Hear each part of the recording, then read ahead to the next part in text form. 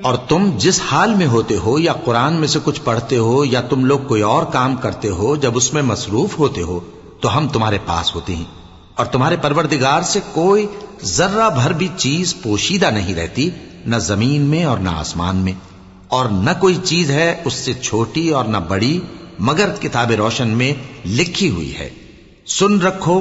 کہ جو اللہ کے دوست ہیں ان کو نہ کچھ خوف ہوگا اور نہ وہ غمناک ہوں گے، یعنی وہ جو ایمان لائے اور پرہیزگار رہے ان کے لیے دنیا کی زندگی میں بھی بشارت ہے، اور آخرت میں بھی اللہ کی باتیں بدلتی نہیں،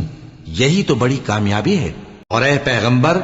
ان لوگوں کی باتوں سے آزردہ نہ ہونا، کیونکہ عزت سب اللہ ہی کی ہے، وہ سب کچھ سنتا ہے، جانتا ہے۔ سن رکھو کہ جو مخلوق آسمانوں میں ہے اور جو زمین میں ہے سب اللہ ہی کے بندے ہیں،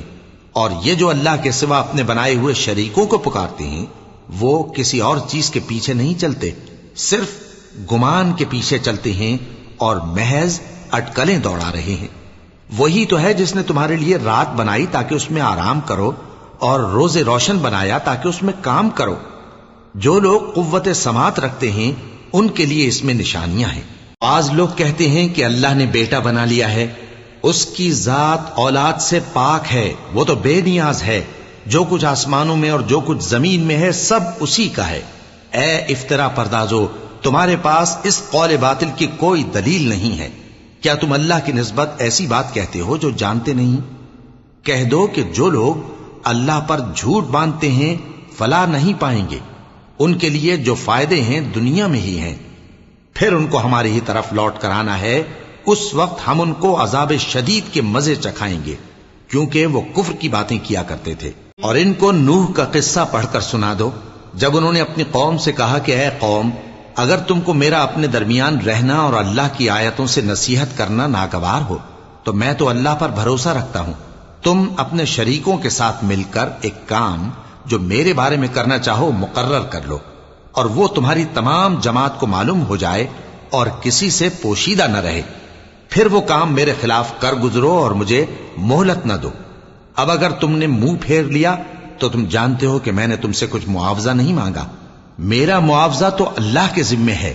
اور مجھے حکم ہوا ہے کہ میں فرما برداروں میں رہوں۔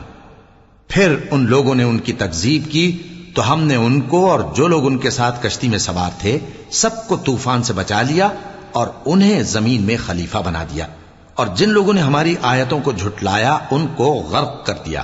تو دیکھ لو کہ جو لوگ ڈرائے گئے تھے ان کا کیسا انجام ہوا۔ پھر نوح کے بعد ہم نے اور پیغمبر اپنی اپنی قوم کی طرف بھیجے تو وہ ان کے پاس کھلی نشانیاں لے کر آئے، مگر وہ لوگ ایسے نہ تھے کہ جس چیز کو پہلے جھٹلا چکے تھے اس پر ایمان لے آتے۔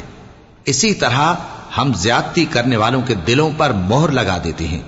پھر ان کے بعد ہم نے موسیٰ اور ہارون کو اپنی نشانیاں دے کر فرعون اور اس کے سرداروں کے پاس بھیجا، تو انہوں نے تکبر کیا اور وہ گناہگار لوگ تھے۔